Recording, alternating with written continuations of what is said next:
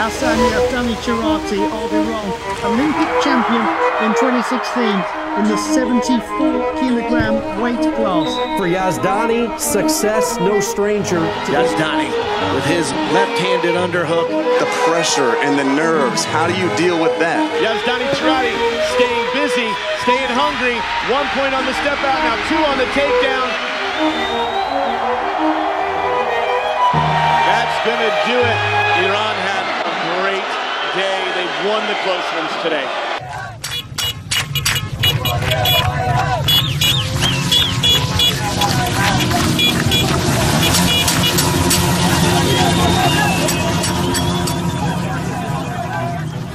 چند سال پیش بیه اما همینجا بازار داریم حسن آقا در ایران اینقدر دست بازمی اینقدر ولد دعا حق دینی که خود انشالله سربلند باقی چون بچه معلم هاست واقعا افتخار می‌کنیم مدال طلا رو گنه بر افتخار ما هست اما خوشحال بودیم کشتیگی که با کشتیگیر روس گرفت همه کشتی رو 90% کشتی رو به کشتیگیر روس گرفت از نظر بار فنی از هر نظر خود کشتیگیر روس بهتر از ولی حسن یزدانی خواست واسه بود رفت رو دوشک کشتیگیری که مثل حسن یزدانی تو من فکر نکنم تو تاریخ ورزش ایران در خودم میدیدم که تونستم اونجا باعث خوشحالی مردم بشم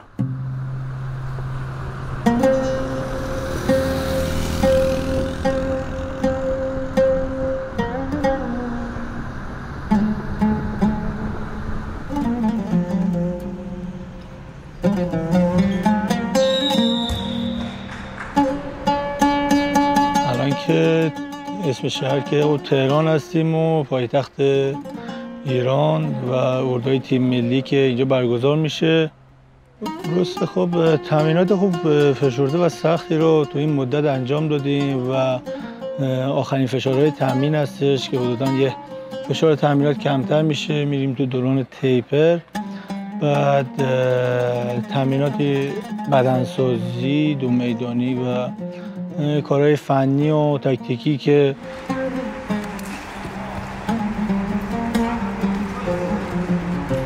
تو این مدتی که 6-7 ماه سعی کردم با برنامه بریم جلو و خدا رو شکر الحمدلله شرایط خیلی خوبه بدنهای بچه‌ام خوبه ایشالله که این مدت باقی مانده تا المپیک هم ایشالله اتفاق خاصی پیش نیاد بتونیم همه بچه‌ها خوشنده مدالتون صعود المپیک کسب کنن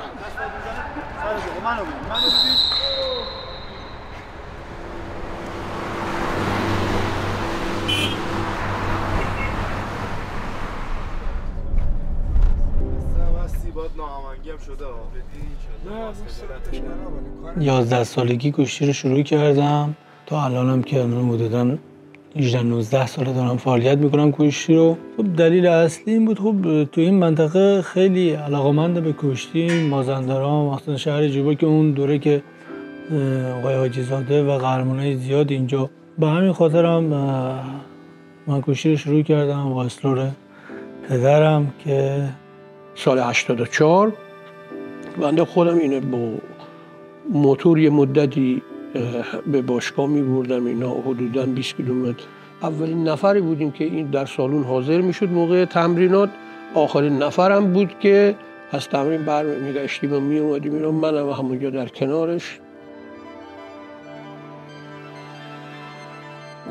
همون موقعی بود که تو مسابقات مهم استانی مازندران که اونجا دوم شدم اونجا دیگه به جدیت کامل اومدم ادامه دادم و هدف گذاری کردم واسه خودم تو این رشته ورزشی که کشتیگیری بود که اومد تو نوجوانان مدال جهان گرفت انگار چیزی نداشت انگار فکر کن تازه از راه رسیده اومد تو جوانان و ستاره مسابقه شد همینجوری ادامه داد مدالاش پشت سر هم بود آرزوی هر قهرمان اینه که تو مسابقات المپیک کسب مدال کنم تو همون سنینم هدف من این بود که تو مسابقات المپیک بتونم خوشنده مدال کسب کنم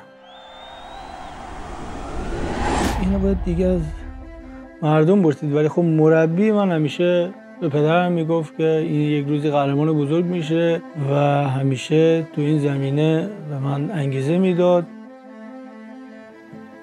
خب کشتی تمرینی یا مسابقات دوستانه یا استانی یا کشوری میتونست ببره ناراحت میشدم ولی اون کشتیری که کشتیگیری ازش قوی تر بود هیچ ناراحتی نشدن انگیزه بهش میدادم.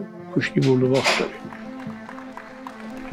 بعد مردم هم فکر کنم از 2014-15 فکر کنم فهمیدن. حالا تو کشتی ایران 2-3 نفر صاحب سبک بودن، یعنی از خودشون یه مدل کشتی طراحی کرده بودن. یکی از اون کسایی که به این جمع پیوسته حسنه. نظر فنی حسن سبک کشتی خودشو داره. ما در اون حد نیستیم که بخوایم پدیده باشیم، ولی خب تو سبک خودشون همه از مدل کشتی هستن. یزدانی خیلی از کشتیگیرا اینو ندارن. اینجوری که بازخوردار رو میبینیم از اون دوره هستش.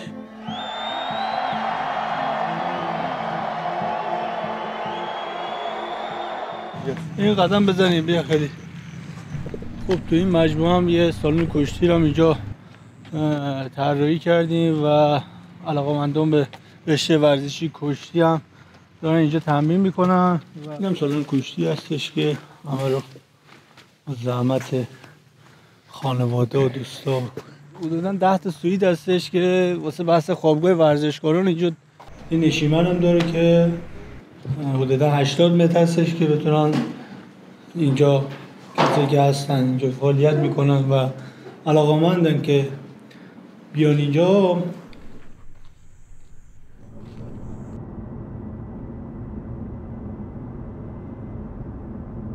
خب استان مازندران که میشه شمال کشور ایران، مناطق سرسبزی هستش و اینکه هم کوه و دریا و جنگل هم هوا خیلی گرمه. بعد مردم هم خب اکثریت اینجا شغلشون بیشتر کشاورز هستن که این خصوصیات برخوردار هستن.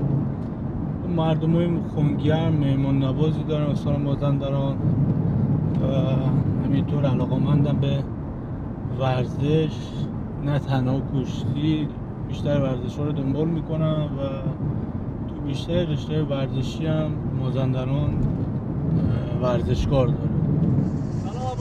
حالبون چاکرتم. فدات بشم. فدات شم. ان شاء الله موفق باشی. در باز است باز. کشتی جزء ورزش اول کشور میشه و همینطور ورزش باستانی ما محسوب میشه و ورزش پهلوانی هستش و مردم خیلی علاقه‌مندن دیگه به این رشته ورزشی. یعنی تمام مردم این رشته ورزشی رو دنبال میکنن. مثلا اینقدر علاقه ایرانی‌ها به کشتی زیاد بوده تو عروسی‌هاشون مثلا مسابقات کشتی برگزار می‌کردن. مثلا بچه‌ها یکی از به اینو بگم تفریح‌ها بگم یکی از آیتم‌های دور همی‌ها این بوده که بچه‌ها تو خونه‌ها با هم کشتی می‌گرفتن. قطعاً خب باعث انگیزه میشه وقتی خب مردم به بنده حقیر مثل من محبت دارن، باعث انگیزه مضاعف من میشه که بتونم تو این مسیری که هستم بتونم این سختی‌ها رو تحمل کنم و واسه هدفم و رویاهام و همینطور واسه شادی دل این مردم بتونم بجنگم و کم نذارم. سخت هستش ولی خب واسه ما دیگه عادت شده این موضوع. بعد رشته ورزشی بتونم بهترین نمایش رو اجرا بذارم و مردم هم اینقدر فهیم و دانا هستن که ببینم ورزشکارشون کم نمیذاره وسط. دغدغه اینه که فقط بتونم دل اون کسایی که با من هستن و دوست دارن که موفق باشن و فقط هم به پیروزی و موفقیت فکر میکنم.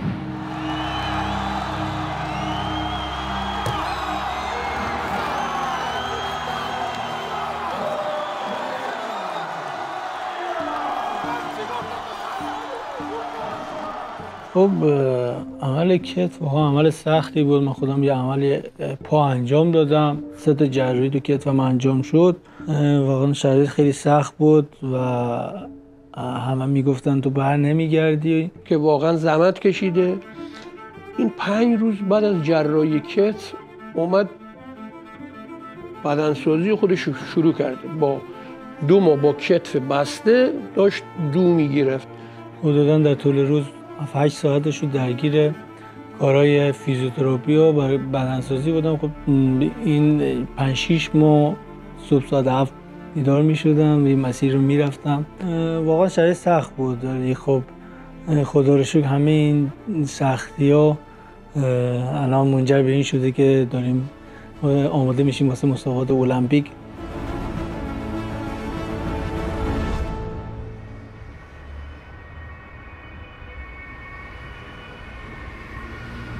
من حقیقتش تو این چند سال سعی کردم اصلا به این موضوع فکر نکنم و همیشه ذهنیتم این بود که تا زمانی که میتونم کشتی بگیرم بهترین خودم باشم و بهترین ها رو بتونم اجرا که مردم لذت ببرن و دوست دارم که اتفاقایی بیفته که مردم خوشحال باشن و بتونیم خانواده کشتی هم تو این مدت هم کمک کردن هم دعا کردن بتونیم تو مسابقات المپیک با طلای المپیک ان شاءالله بتونیم دل این عزیزان رو شاد کنیم. یه رکوردی باشه که خودم اول گفتم دنبال رکورد نیستم، دوست دارم اینو به یادگار باشه که بچهای دیگه بیان بیشتر از این بگیرن و ناامید نشن. دوست ندارم که 2 تا 3 تا 4 تا مدال بگیرن، دوست دارم حداقل 10 تا 11 12 تا مدال بگیرن که مدال ما بره گم بشه. ولی خب همیشه سر تمرین واسه بچه‌ها من حسن رو مثال میزنم. واقعا یه الگوی نگاه کن، الگویی که دارید میبینیدش 2 سال دیگه 5 سال دیگه 10 سال دیگه این تو جمع شماها نیست، فقط اسمشو میشنوید، مثل آقا موحد، مثل نمیدونم حمید سوریان، فقط الان هست. ببینید چه الگوی خوبیه.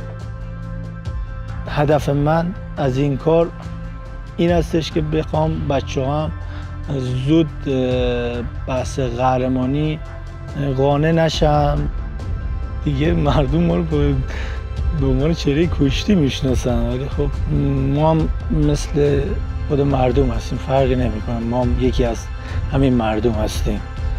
حسن یزدانی در شخصیت حقیقی خودش یک پسر خوب، یک جنتلمن خوبی هستش. یعنی هر چقدر که اومده بار مدالاش بیشتر شده، از این ور شخصیتش رو اومده یه طوری حفظ کرده که این مدالا، رنگ مدالا اصلا تغییری توی حسن یزدانی نشته شد.